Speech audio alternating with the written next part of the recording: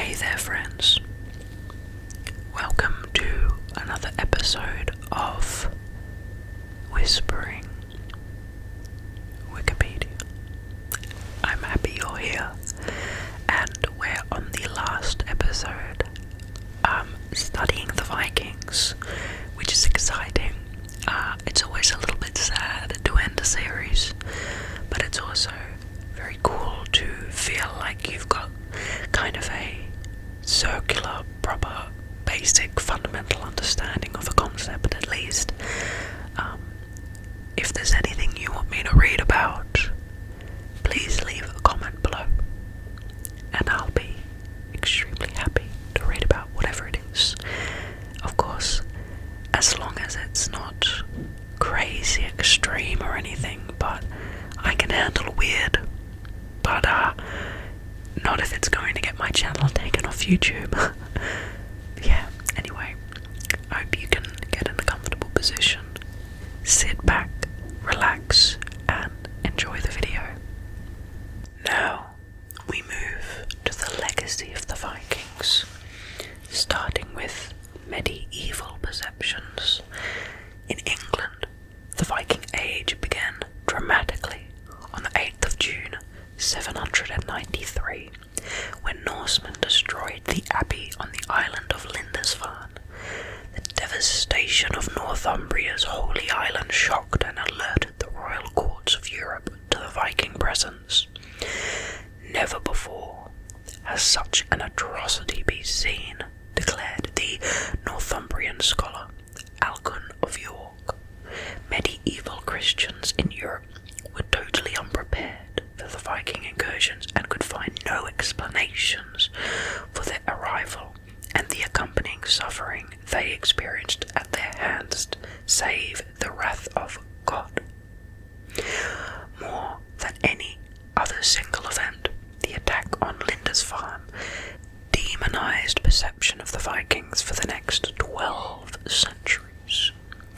Not until the 1890s did scholars outside Scandinavia begin to seriously reassess the achievements of the Vikings, recognizing their artistry, technological skills, and seamanship. Norse mythology, sagas, and literature tell of Scandinavian culture and religion through tales of heroic and mythological heroes. Early transmission of this information was primarily oral, and later texts relied on the writings and inscriptions of Christian scholars, including the Icelanders Snorri Sturluson and Sigmundur Frúli. Many of these sagas were written in Icelandic, and most of them, even if they had no Icelandic provenance, were preserved there after the Middle Ages due to the continued interest of Icelanders in Norse literature and law codes. The 200-year Viking influence on European history is filled with tales of plunder and colonization, and the majority of these chronicles came from Western witnesses and their descendants. Less common, though equally relevant, are the Viking chronicles that originated in the East, including the Nestor Chronicles, Novgorod Chronicles, Ibn Fadlan Chronicles, Ibn Rusta Chronicles, and brief mentions by Photius, Patriarch of Constantinople, regarding their first attack on the Byzantine Empire. Other chroniclers of Viking history include Adam of Bremen, who wrote in the 4th volume of his Gesta Hamburgensis Ecclesia Pontificum. There is much gold here in Zealand, accumulated by piracy. These pirates, which are called Wichingi by their people, and the Ascomani by our own people, pay tribute to the Danish king. In 991, the Battle of Maldon between Viking raiders and the inhabitants of Maldon in Essex was commemorated by a poem with the same name. Now we move to post-medieval perceptions. Early modern publications dealing with what is now called Viking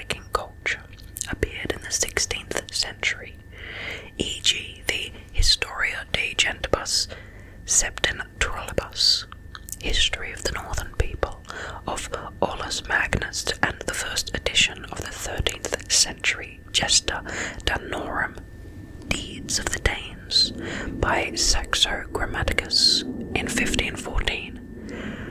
The pace of publication increased during the 17th century, with Latin translations of the Edda, notably Peter Rezen's Edda Islandorum of 1665. In Scandinavia, the 17th century Danish scholars Thomas Bartholin and Ole Worm and the Swede Olast Rudbeck used runic inscriptions and Icelandic sagas as historical sources. An important early British contributor to the study of the Vikings was George Higgs, who published his Lingarium Vet Septentrionum Thesaurus, Dictionary of the Old Northern Languages, in 1703-05. During the 18th century, British interest and enthusiasm for Iceland and early Scandinavian culture grew dramatically, expressed in English translations of Old Norse texts and in original poems that extolled that supposed Viking virtues. The word Viking was first popularized at the beginning of the 19th century by Erik Gustav Geisha in his poem The Viking. Geisha's poem did much to propagate the new romanticized ideal of the Viking, which had little basis in historical fact. The renewed interest of Romanticism in the Old North and had contemporary political implications. The Yiddish society of which Geisha was a member popularized this myth to a great extent. Another Swedish author who had great influence on the perception of the Vikings was Esaias Tegner, a member of the Yiddish society who wrote a modern version of Frymnosissaken Hins Fragna, which became widely popular in the Nordic countries, the United Kingdom and Germany. If you are Scandinavian in any way, please excuse my terrible attempts at trying to read the names, but I'm trying. Fascination with the Vikings reached a peak during the so-called Viking revival in the late 18th and 19th centuries as a branch of Romantic nationalism. In Britain this was called Septentrionalism, in Germany Wagnerian pathos, and in the Scandinavian countries Scandinavianism. Pioneering the 19th century, scholarly editions of the Viking Age began to reach a small readership in Britain. Archaeologists began to dig up Britain's Viking past, and linguistic enthusiasts started to identify the Viking Age origins of rural idioms and proverbs. The new dictionaries of the Old Norse language enabled the Victorians to grapple with the primary Icelandic sagas. Until recently, the history of the Viking Age was largely based on Icelandic sagas. The history of the Danes, written by Saxo Grammaticus, the Russian primary chronicle, and Kogad Gadel Regalab. Few scholars still accept these texts as reliable sources, as historians now rely more on archaeology and numismatics, disciplines that have made valuable contributions towards understanding this period. Now in 20th century politics, the romanticized idea of the Vikings constructed in scholarly and popular circles in northwestern Europe in the 19th and early 20th centuries was a potent one, and the figure of the Viking became a familiar and malleable symbol in different contexts in the politics and political ideologies of the 20th century Europe. In Normandy, which had been settled by Vikings, the Viking ship became an uncontroversial regional symbol. In Germany, awareness of Viking history in the 19th century had been stimulated by the border dispute with Denmark over Schleswig-Holstein and the use of Scandinavian mythology by Richard Wagner. The idealized view of the Vikings appealed to the Germanic supremacists who transformed the figure of the Viking in accordance with the ideology of Germanic master race. Building on the linguistic and cultural connections between Norse-speaking Scandinavians and other Germanic groups in the past, Scandinavian Vikings were portrayed in Nazi Germany as a pure Germanic type. The cultural phenomenon of Viking expansion was reinterpreted for use as propaganda to support the extreme militant nationalism of the Third Reich, and ideologically informed the interpretations of Viking paganism, and Scandinavian use of runes were employed in the construction of Nazi mysticism. I had no idea about any of that. Other political organisations of the same ilk, such as the former Norwegian fascist party National Samling, similarly appropriated elements of the modern Viking cultural myth in their symbolism and propaganda. Soviet and earlier Slavophile historians emphasized a Slavic-rooted foundation, in contrast to the Normanist theory of the Vikings conquered the Slavs and the founding of the Kievan Rus. They accused Normanist theory proponents of distorting history by depicting the Slavs as undeveloped primitives. In contrast, Soviet historians stated that the Slavs laid the foundation of their statehood long before the Norman Viking raids, while the Norman Viking invasion only served to hinder the historical development of the Slavs. They argued that Rus' composition was Slavic and that the Rurik and Oleg successors was rooted in their support from within the local Slavic aristocracy. After the dissolution of the USSR, Novgorod acknowledged its Viking history by incorporating a Viking ship into its logo. Now in popular culture, led by the operas of German composer Richard Wagner, such as Der Ring des Nibelung, Vikings, and the Romanticist Viking revival had inspired many creative works.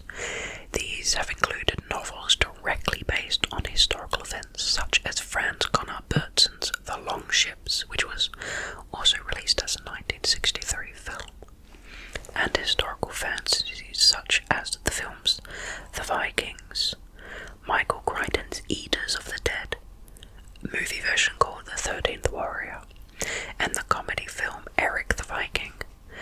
The vampire Eric Northman in the HBO TV series True Blood was a Viking prince before being turned into a vampire. Vikings appear in several books by the Danish-American writer Paul Anderson, while British explorer, historian and writer Tim Severin authored a trilogy of novels in 2005 about a young Viking adventurer, Thorgils Leifson, who travelled around the world. In 1962, American comic book writer Stan Lee and his brother Larry Leiber, together with Jack Kirby, created the Marvel Comics superhero Thor, which they based on the Norse god of the same name. The character is featured in 2011 Marvel Studios film Thor and its sequels Thor Ragnarok and Thor Dark World. The character also appeared in the 2000 film The Avengers and its associated animated series, and I guess since this has been written, also more, such as the new upcoming Thor film being made near where I live in Australia, and the Infinity War and Endgame Avengers movies. The appearance of television has seen a resurgence in recent decades, especially with History Channel's series Vikings from 2013, directed by Michael Hurst. The show has a loose grounding in historical facts and sources, but bases itself more so on literary sources such as Fornanna's Saga, Ragnar's Saga, Lothbrokar, itself more legend than fact, and Old Norse Eddic and Skaldic poetry. The events of the show frequently make reference to the Völuspá, an Eddic poem describing the creation of the world, often directly referencing specific lines of the poem in the dialogue. The show portrays some of the social realities of the medieval Scandinavian world, such as slavery and the greater role of women within Viking society. That's true. I think, the other episode about how I wasn't exactly sure about how Vikings were represented, but they do have a lot of female characters, and they do take up different positions within society. The show also addresses the topics of gender equity in Viking society, with the inclusion of shield maidens through the character Lagertha, also based on a legendary figure. Recent archaeological interpretations and osteological analysis of previous excavations of Viking burials has given support to the idea of Viking warrior women, namely the excavation and DNA study of Birka, female Viking warrior, within recent years. However, the conclusions remain contentious. I think it goes past movies now, but there's also a lot of other very cool Viking movies and movies in Scandinavia. Valhalla Rising is a very cool movie, but I think they don't make an exhaustive list here. Vikings have served as an inspiration for numerous video games such as The Lost Vikings, Age of Mythology, For Honor, all three Vikings from the Lost Viking series, Eric the Swift, Balog the Fierce, and Olaf the Stout, appeared as a playable hero in the crossover title Heroes of the Storm. Skyrim is an action role-playing video game heavily inspired by Viking culture. That's true. Vikings are the lead focus of the 2020 video game Assassin's Creed Valhalla, which is set in AD 873 and recounts an alternative history of the Viking invasion of Britain. Interesting. I've not played it yet, and I didn't know the history was alternative, but I guess if they include the alien parts of the Assassin's Creed games, that definitely is alternative.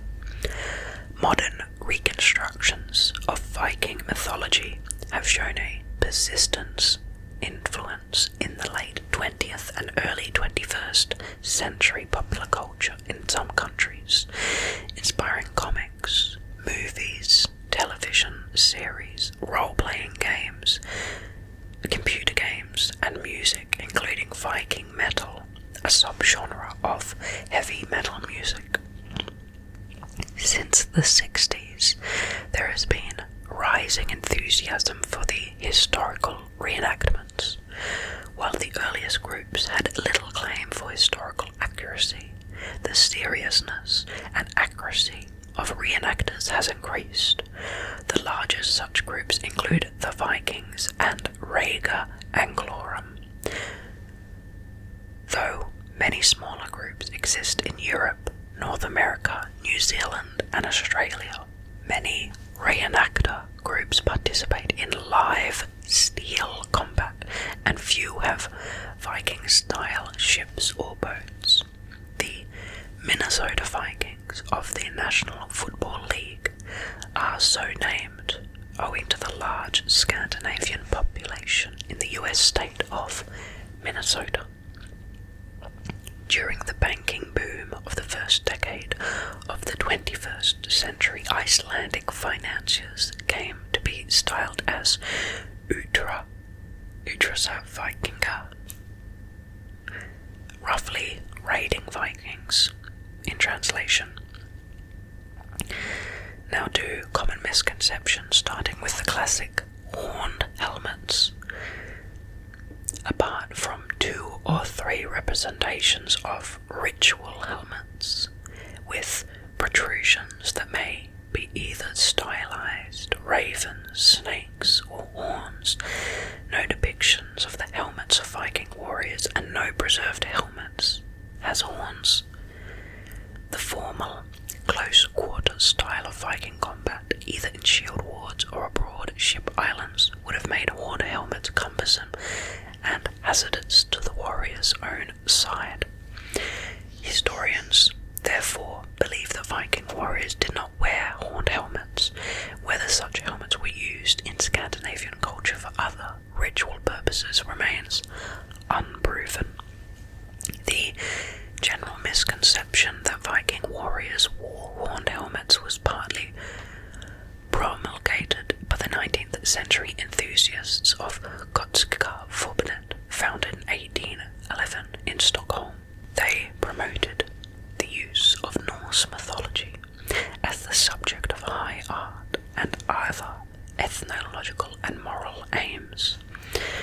The Vikings were often depicted with winged helmets and in other clothing taken from classical antiquity, especially in depictions of Norse gods.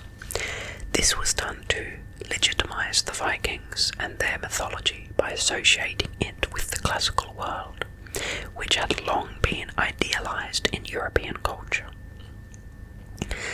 The latter-day mythos created by national romantic ideas, blending the Viking Age with aspects of the Nordic Bronze Age, some 2,000 years earlier.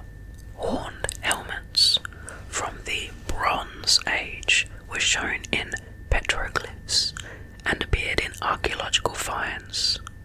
They were probably used for ceremonial purposes. Cartoons such as Hagar the Horrible and Vicky the Viking, and sport kits such as those of the Minnesota Vikings and Canberra Raiders have perpetuated the myth of the horned helmets. Viking helmets were conical, made from hard leather with wood and metallic reinforcement for regular troops. The iron helmet with mask and mail was made for the chieftains based on their previous Vendel Age helmets from the central Sweden.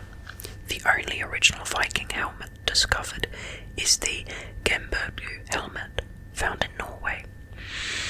This helmet is made of iron and it's been dated to the 10th century. Now, their barbarity, the image of wild-haired, dirty savages sometimes associated with the Vikings in popular culture, is a distorted picture of reality.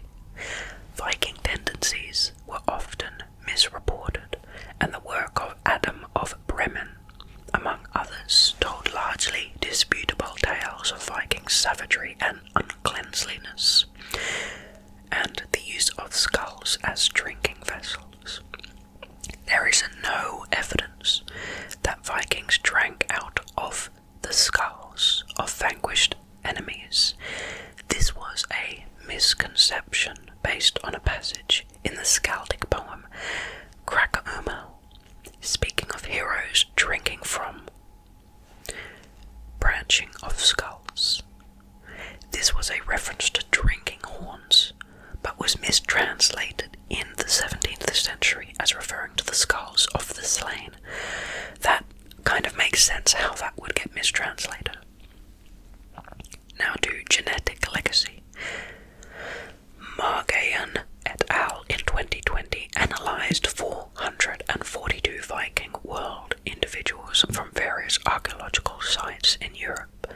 They were found to be closely related to modern Scandinavians. The Y-DNA composition of the individuals in the study was also similar to that of the modern Scandinavians.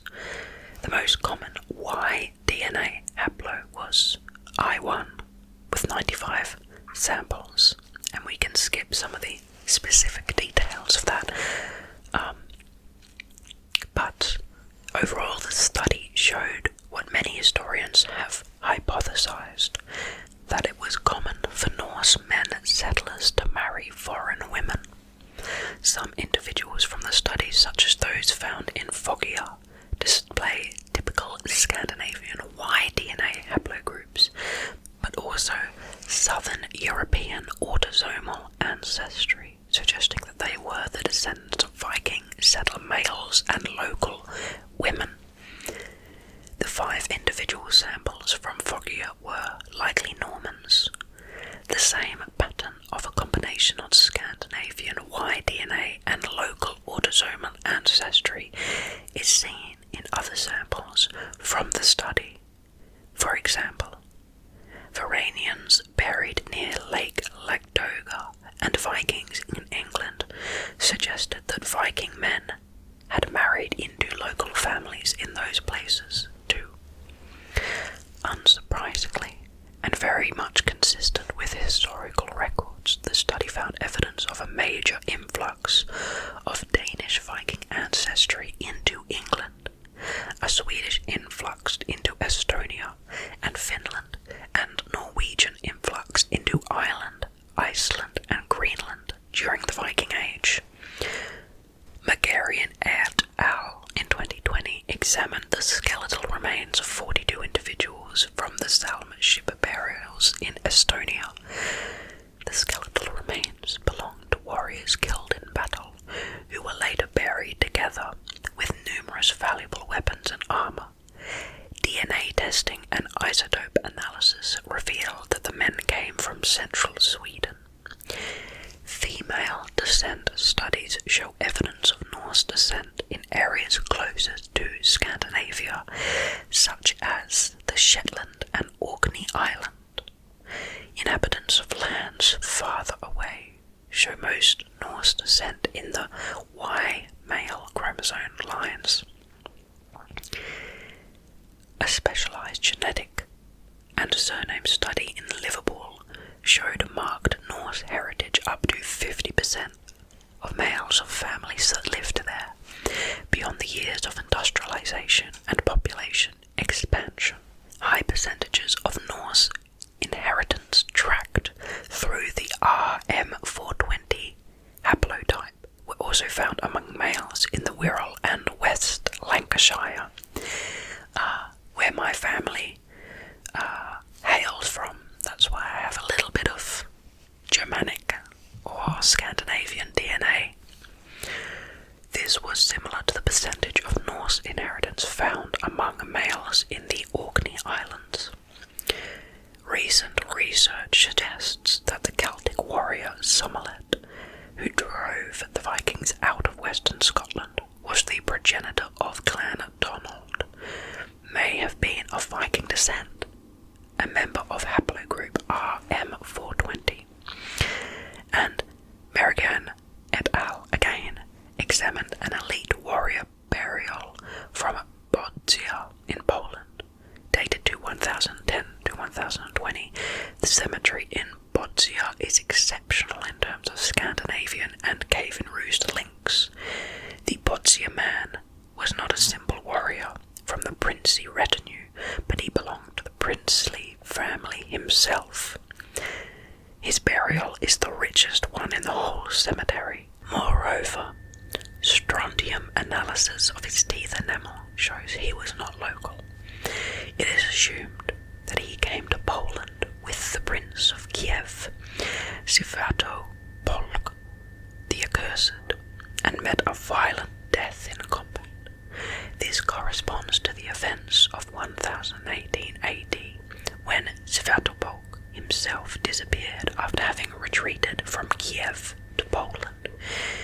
It cannot be excluded that the Bodzia man was Świętopolk himself, as the genealogy of the Rurikids at this period is extremely sketchy, and the dates of birth of many princes of this dynasty may be quite approximate.